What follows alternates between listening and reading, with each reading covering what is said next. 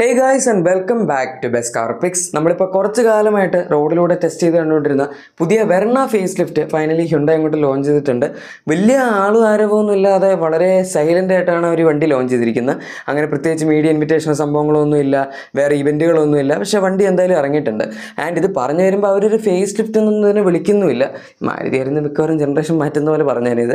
കാരണം അത്യാവശ്യം ചെറിയ ചെറിയ വ്യത്യാസമുണ്ട്. ഇപ്പോൾ ഡിസൈനൊക്കെ എടുക്കുകയാണെങ്കിൽ നമുക്ക് ഫ്രണ്ട് ഡിസൈനിൽ ഹെഡ് ലാംപ്സിൻ്റെ ഒരു ഏരിയയിൽ കുറച്ച് വ്യത്യാസം വന്നിട്ടുണ്ട്. ഇപ്പോഴും ഇതിനകത്ത് കണക്റ്റഡ് DRLs ഫ്രണ്ടിൽ അവൈലബിൾ ആണ്. അത് വേണമെങ്കിൽ ചിലവർ ഈ വണ്ടി എടുത്തിട്ട് നടുവിലത്തെ കണക്റ്റഡ് ബാർ അങ്ങോട്ട് എടുത്ത് മാറ്റും, അല്ലെങ്കിൽ അത് ജസ്റ്റ് ബ്ലാക്ക് ആക്കും. അപ്പോൾ ഈ വണ്ടിയുടെ മൊത്തത്തിലുള്ള ലുക്ക് ഒന്ന് മാറും, കുറച്ചുകൂടെ ബെറ്റർ ആവും.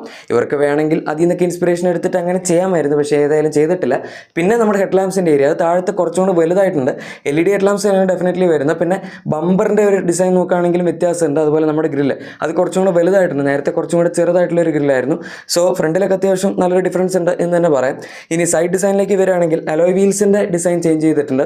16 ഇഞ്ച് തന്നെയാണ്, അതിൽ വ്യത്യാസമൊന്നുമില്ല. പക്ഷേ അതിൻ്റെ ഒരു പാറ്റേൺ എനിക്ക് പഴയതിൻ്റെ ഡിസൈനാണ് കുറച്ചും കൂടി ഇഷ്ടപ്പെട്ടത്. പക്ഷേ അതിപ്പോൾ മിക്ക അലോയ്സും അങ്ങനെ തന്നെയാണല്ലോ, ഏത് വണ്ടി എങ്ങനെ അലോയ് വന്നാലും ഏകദേശം ഇതുപോലൊക്കെ തന്നെ ഇരിക്കും.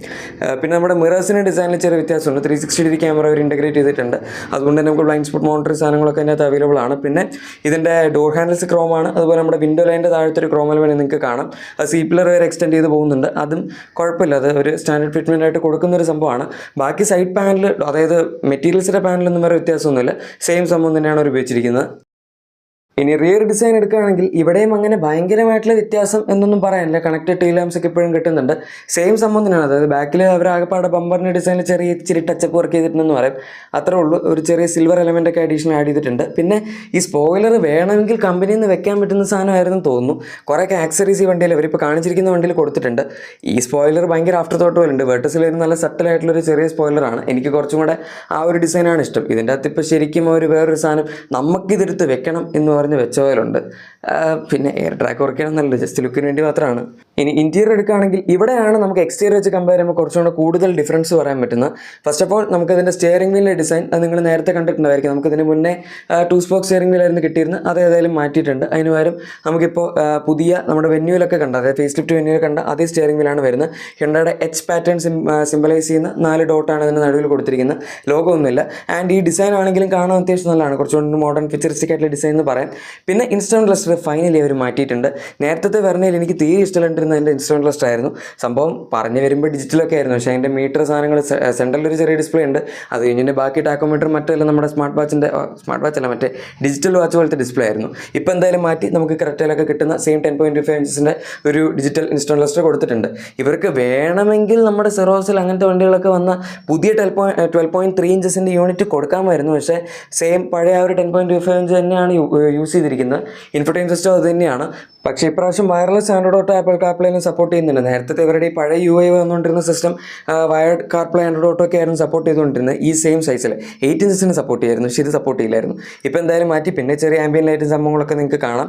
അതൊക്കെയാണ് ഇതിൻ്റെ അകത്ത് ഇവിടെയുള്ള ഡിഫറൻസ്. പിന്നെ വന്നിരിക്കുന്ന നമ്മുടെ സീറ്റ്സ്, അതായത് ഡ്രൈവർ സീറ്റ് 8 ഇലക്ട്രിക്കലി അഡ്ജസ്റ്റബിൾ ആണ്. പിന്നെ അതിനകത്ത് മെമ്മറി ഫംഗ്ഷൻ കൊടുത്തിട്ടുണ്ട്. അത് ഈ സെഗ്മെൻറ്റിൽ ഫസ്റ്റ് ഓഫ് ഓൾ ആദ്യമായിട്ട് വരുന്നൊരു ഫീച്ചറാണ്. പിന്നെ കോ ഡ്രൈവർ സീറ്റിലാണെങ്കിലും അവർ ഇലക്ട്രിക് അഡ്ജസ്റ്റ്മെൻറ്റ് കൊടുത്തിട്ടുണ്ട്. 4 ഉള്ളൂ, പക്ഷേ എന്നാലും അറ്റ്ലീസ്റ്റ് അതെങ്കിലും കൊടുത്തിട്ടുണ്ടല്ലോ. പിന്നെ ബാക്കിൽ നമുക്ക് ഇപ്രാവശ്യം സൺബ്ലൈൻഡ് അവൈലബിൾ ആണ്. അതല്ലാതെ സേഫ്റ്റി ഫീച്ചേഴ്സൊക്കെ ഓൾമോസ്റ്റ് സെയിം ആണ്. നമുക്ക് 20 ഫീച്ചേഴ്സ് വരുന്ന അഡ്വാൻസ്ഡ് റെസിസ്റ്റൻസ് സിസ്റ്റം കിട്ടുന്നുണ്ട്.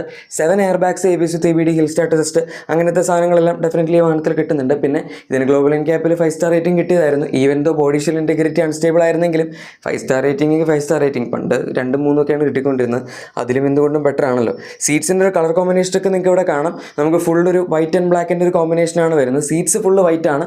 ഡാഷ്ബോർഡിൽ അവർ കുറച്ച് മറ്റേ ബ്ലാക്ക് എലമെൻറ്റ്സ് ഉപയോഗിച്ചിട്ടുണ്ടെന്ന് മാത്രം. പിന്നെ സോഫ്റ്റ് ടച്ച് മെറ്റീരിയൽസ് നമുക്ക് ഡാഷ്ബോർഡിൽ കിട്ടുന്നുണ്ട്. നിങ്ങൾ കാണുന്ന ആ ഒരു വൈറ്റ് സംഭവം ഡാഷ്ബോർഡിൽ വരുന്നതെല്ലാം സോഫ്റ്റ് ടച്ച് ആണ്. പിന്നെ റൂഫ് ലൈനർ സോഫ്റ്റ് ടച്ച് ആണ്, റൂഫ് ലൈനർ വൈറ്റ് ആണ്. അതുപോലെ ഇലക്ട്രിക് സൺറൂഫ് ഇതിനകത്ത് അവൈലബിൾ ആണ്, പക്ഷേ സിംഗിൾ പെയിൻ ആണ്. പിന്നെന്ത് ഇത്രയൊക്കെയാണ് ഇതിൻ്റെ അകത്ത് ഫീച്ചേഴ്സായിട്ട് പറയാൻ പറ്റുന്നത്. ഒരുപാട് പുതിയ ഫീച്ചേഴ്സ് ആക്ച്വലി അവരങ്ങനെ ആഡ് ചെയ്തിട്ടില്ല. നേരത്തെ ഉണ്ടായിരുന്ന സംഭവങ്ങളൊക്കെ തന്നെ. ഇപ്പോൾ വയർലെസ് ചാർജർ നമുക്കുണ്ട്. അതുപോലെ വെന്റിലേറ്റഡ് സീറ്റ്സ് ഫ്രണ്ടിൽ വരുന്നുണ്ട്. 360 ക്യാമറയുടെ കേസ് ഞാൻ ഓൾറെഡി പറഞ്ഞു. അങ്ങനെയുള്ള സംഭവങ്ങളൊക്കെ ക്യാരി ഓവർ ചെയ്തിട്ടുണ്ട്. പ്രത്യേകിച്ച് പുതുമ എന്നൊന്നും പറയാൻ അങ്ങനെ വലിയ കാര്യമായിട്ടില്ല. പിന്നെ നമുക്ക് ഓൾറെഡി ഈ വാഹനത്തിനകത്ത് സത്യം പറഞ്ഞാൽ ഈ സെഗ്മെൻറ്റിൽ ഏറ്റവും കൂടുതൽ ഫീച്ചേഴ്സ് ഉള്ളത് ഇപ്പോഴും ഈ വണ്ടിയിൽ തന്നെയാണ്. വെർട്ടസ്, സ്ലാവിയ, സിറ്റി ഏത് വണ്ടി എടുത്താലും ഇതിലും കുറച്ചും കൂടെ താഴെ നിൽക്കുള്ളൂ. പ്രത്യേകിച്ച് ഇപ്പോൾ 360 ക്യാമറയൊക്കെ വന്ന സ്ഥിതിക്ക്. എനിവേ ഇത്രയൊക്കെ ആയ സ്ഥിതിക്ക് നമുക്കിനിപ്പോൾ പ്രൈസും കൂടെ അങ്ങോട്ട് നോക്കിയേക്കാം. ഇതിൻ്റെ അകത്ത് 1.5 പെട്രോൾ എഞ്ചിൻ, അതായത് എണ്ണ പെട്രോളും 1.5 ടെർബോ പെട്രോളും 2 4 സിലിണ്ടർ യൂണിറ്റ്സ്, അത് തന്നെയാണ് ഇപ്പോഴും വരുന്നത്. ഇടയ്ക്ക് വെച്ച് ചെറിയൊരു റൂമർ ഉണ്ടായിരുന്നു ഈ വണ്ടിയിൽ ഫേസ് ലിഫ്റ്റ് വരുമ്പോഴെങ്കിലും അവർ ഡീസൽ എഞ്ചിൻ കൺസിഡർ ചെയ്യുന്നുണ്ട് എന്ന്. പക്ഷേ ചിലപ്പം അഗെയിൻ അധികം ഡിമാൻഡ് ഇല്ലാത്തതുകൊണ്ട് 1000 താഴെയൊക്കെയാണ് ഈ വണ്ടിക്ക് മിക്കവാറും എല്ലാ മാസവും സെയിലുള്ളത്. അതുകൊണ്ട് ഇനി ഡീസലും കൂടെ കൊടുത്ത് ബുദ്ധിമുട്ടുണ്ട് എന്നൊരു വിചാരിച്ചിട്ടുണ്ടായിരിക്കും. പക്ഷേ ഡീസൽ എഞ്ചിൻ ഈ വണ്ടിയിൽ ആക്ച്വലി വളരെ നല്ലതായിരുന്നു. ഈ സെഗ്മെൻറ്റിൽ ആകെപ്പാട് ഡീസൽ എഞ്ചിനുള്ള ഒരേ ഒരു വണ്ടിയും അപ്പോൾ ഇതായനെ. ചിലപ്പോൾ അങ്ങനെ കുറച്ചും കൂടെ സെയിൽസ് അവർക്ക് പിടിക്കാൻ പറ്റിയേനെ. ഇപ്പോൾ പക്ഷേ ഈ സെഗ്മെൻറ്റിൽ ആകെപ്പാടെ എണ്ണ പെട്രോൾ ടെർബോ പെട്രോൾ മാത്രമേ കിട്ടുന്നുള്ളൂ. പിന്നെ വേണമെങ്കിൽ പറയാൻ സിറ്റി ഹൈബ്രിഡ് ഉണ്ട്, അത് പിന്നെ അധികം ആൾക്കാർ അഗെയിൻ വാങ്ങാത്തതുകൊണ്ട് കുഴപ്പമില്ല. സിറ്റി തന്നെ ആൾക്കാർ വാങ്ങുന്നത് ഇപ്പോൾ കുറവാണ്. എനിവേ ഈ വണ്ടിയുടെ starting price HX2, HX4, HX6, HX6 plus, HX8, HX10 അങ്ങനത്തെ 6 വേരിയൻസ് ആണ് ഇതിനകത്ത് വരുന്നത്. വേരിയൻസിൻ്റെ പേര് മാറ്റിയിട്ടുണ്ട്. 10.98 lakhs ആണ് സ്റ്റാർട്ടിംഗ് പ്രൈസ്. നേരത്തെ ഉണ്ടായിരുന്നാലും 20,000 രൂപ കൂടിയിട്ടുണ്ട് ബേസിക് പ്രൈസ്. ആൻഡ് നമ്മൾ ടോപ്പ് എൻഡ് എടുക്കുകയാണെങ്കിൽ 1.5 NA മാനുവൽ 14.88 lakhs വരെയാണ് പോകുന്നത്. പക്ഷേ അത് HX10 എന്ന് പറഞ്ഞ മോഡലില്ല. IVT അതായത് CVT ട്രാൻസ്മിഷനാണ് നമുക്ക് ടോപ്പ് എൻഡിൽ കിട്ടുന്നത്. അത് 17.15 lakhs ആണ് എക്സ്ഷോറൂം വരുന്ന. കുറച്ച് കൂടുതലാണ്, കാരണം നമുക്ക് അതിൻ്റെ ഒരു കുറച്ചും കൂടെ ബെറ്റർ ആയിട്ടുള്ള വേർഷൻ ടെർബോ പെട്രോൾ ആണെന്നാണ് എൻ്റെ ഒരു അഭിപ്രായം. നിങ്ങൾക്ക് വേണമെങ്കിൽ വാങ്ങാൻ പറ്റും. 7 സ്പീഡ് ഡ്യുവൽ ക്ലച്ച് ഓട്ടോമാറ്റിക് നമുക്ക് കിട്ടുന്നുണ്ട്.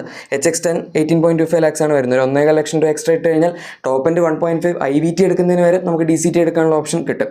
പിന്നെ 6 സ്പീഡ് മാനുവലാണ് വരുന്നത്. IMTയുടെ പരിപാടികളൊന്നും ഇതിൻ്റെ അകത്തില്ല, അതായത് മറ്റേ ഇൻ്റലിജൻറ്റ് മാനുവൽ ട്രാൻസ്മിഷൻ അങ്ങനത്തെ സാധനങ്ങളൊന്നും. പ്രശ്നം എന്താണെന്ന് വെച്ചാൽ ഇവരാകെ 1.5 turbo petrol top end 2 variants HX8ഉം HX10നും മാത്രമേ കൊടുത്തിട്ടുള്ളൂ. നേരത്തെ നമുക്ക് വെർണയുടെ S+ വേരിയൻറ്റ് മുതൽ ഇതിനകത്ത് ടെർബോ പെട്രോളിൻ്റെ ഓപ്ഷൻ കിട്ടുമായിരുന്നു. ഇപ്പോൾ പക്ഷേ അവർ മിഡിൽ വേരിയൻറ്റ് കൊടുക്കുന്നതിന് വരെ ടോപ്പ് 2 വേരിയൻ്റാണ് കൊടുത്തിരിക്കുന്നത്. അതും നമുക്ക് മാനുവൽ ടോപ്പ് എൻഡിലില്ല, ഓട്ടോമാറ്റിക് മാത്രമേ ഉള്ളൂ. പ്രൈസ് പിന്നെ ടോപ്പ് എൻഡിൻ്റെ കേസ് നിങ്ങൾക്ക് എന്തായാലും അറിയാമല്ലോ, അവർ ഉറപ്പായിട്ടും കൂട്ടും. കാരണം കുറച്ച് ഫീച്ചേഴ്സ് കൂട്ടിയിട്ടുണ്ട്, പിന്നെ നമുക്ക് ഡിസൈനിൽ ചെറിയ ചേഞ്ചസ് ഉണ്ട്. അങ്ങനെയൊക്കെ നോക്കുമ്പോൾ വലിയ കുഴപ്പമൊന്നുമില്ല. അവർക്ക് പ്രൈസ് കൂട്ടിയാൽ നമുക്ക് കുറ്റം പറയാൻ പറ്റില്ല. പിന്നെ ഇപ്പോൾ ഈ സെഗ്മെൻറ്റിൽ കിട്ടുന്നതിൽ വെച്ച് ഏറ്റവും ഫാസ്റ്റസ്റ്റ് 1.5 ടെർബോ പെട്രോൾ വരുന്ന വണ്ടി ഇതാണ്, പ്രത്യേകിച്ച് മാനുവൽ. ഡ്യുവൽ ക്ലച്ച് എടുക്കുമ്പോഴേക്കും Volkswagenൻ്റെ 1.5 DSG കുറച്ചുകൂടെ ഫാസ്റ്റാണ്, കാരണം അത് കുറച്ചും കൂടെ ബെറ്റർ ആയിട്ട് ലോഞ്ച് ആവുന്ന പറയാം. പിന്നെ ഷിഫ്റ്റും നമ്മുടെ ഇതിൽ വരുന്ന 7 സ്പീഡ് ഡ്യുവൽ ക്ലച്ചിനൊക്കെ കുറച്ചുകൂടെ ഫാസ്റ്റാണ്. പക്ഷേ മാനുവലിൻ്റെ കേസിൽ വെർണയുടെ ടെർബോ പെട്രോൾ 160 PS അതുപോലെ 253 Nm ടോർക്കാണ് ജനറേറ്റ് ചെയ്യുന്നത്. ഓൺ പേപ്പർ മാത്രമല്ല, റിയൽ ലൈഫിലാണെങ്കിലും ഈ വണ്ടി വളരെ ഫാസ്റ്റാണ്. ആൻഡ് നമുക്ക് പിന്നെ കിട്ടുന്ന 1.5 NA പെട്രോൾ, അത് 115 PS 143 Nm ടോർക്കാണ് ജനറേറ്റ് ചെയ്യുന്നത്. പവർ ഫിഗേഴ്സിലൊന്നും വേറെ വ്യത്യാസമൊന്നും വന്നിട്ടില്ല, എല്ലാം പഴയ സംഭവം തന്നെയാണ്. എനിക്ക് ആകെപ്പാടെ തോന്നിയത് അവർക്ക് ഡീസൽ എഞ്ചിൻ കൂടെ കൺസിഡർ ചെയ്യാമായിരുന്നു എന്നുള്ളതാണ്. ബാക്കി ആസ്പെക്ട്സിലൊക്കെ ഈ വണ്ടി വളരെ നല്ലതാണ്. പക്ഷേ ഇപ്പോൾ ഇത് പതുക്കെ കുറച്ച് അണ്ടർ റേറ്റഡ് ആയിട്ട് വരുന്നുണ്ടോ എന്നുള്ളതാണ് ഞാനും ആലോചിക്കുന്നത്. കാരണം വെർട്ടസ് ആൾക്കാർ വാങ്ങുന്നുണ്ട്, അതിന് അത്യാവശ്യം നല്ലൊരു കൾട്ട് ഫോളോയിങ് ഇപ്പോൾ വന്നിട്ടുണ്ട്. പക്ഷേ ഓവറോൾ നമ്മളൊരു ഇപ്പോൾ ഹാൻഡ്ലിങ്ങിൻ്റെ കേസ് അല്ലാതെ എടുക്കുകയാണെങ്കിൽ ഈ വണ്ടി അത്യാവശ്യം നല്ലതാണ്. ഇവർക്ക് ഇതിൻ്റെ ഒരു എൻലൈൻ ഇറക്കാൻ പറ്റുമെങ്കിൽ ഹാൻഡ്ലിങ്ങിൻ്റെ പരിപാടിയും മൊത്തത്തിൽ സോർട്ട് ഔട്ട് ആവും. അതിന് വേണമെങ്കിൽ ഇച്ചിരി വലിയ വീൽസ് 17 ഇഞ്ച് വീൽസ് കൊണ്ട് കൊടുത്തു കഴിഞ്ഞാൽ വണ്ടി കാണാൻ അത്യാവശ്യം രസമായിരിക്കും. ആ നടുവിലത്തെ കണക്റ്റഡ് ബാറും കൂടെ എടുത്ത് കളഞ്ഞാൽ മതി. അതിന് പകരം DRLs അവർ കൊടുത്തോട്ടെ, കുഴപ്പമില്ല. എനിവേ ഗൈസ്, നിങ്ങളുടെ എക്സിസ്റ്റിംഗ് വാഹനത്തിന് എന്തെങ്കിലും ആക്സസറീസോ ക്ലീനിങ് പ്രോഡക്ട്സ് ഒക്കെ വേണമെങ്കിൽ നമ്മുടെ ഡിസ്ക്രിപ്ഷൻ അല്ലെങ്കിൽ പ്രൊഡക്ട്സായി തീർച്ചയായും ചെക്കൗട്ട് ചെയ്തേക്കാം. വീഡിയോ ഇഷ്ടപ്പെട്ടെങ്കിൽ ഉറപ്പായിട്ടും ലൈക്കും സബ്സ്ക്രൈബും ഷെയർ ഒക്കെ ചെയ്ത് നമ്മളെ സപ്പോർട്ട് ചെയ്യാൻ മറക്കണ്ട.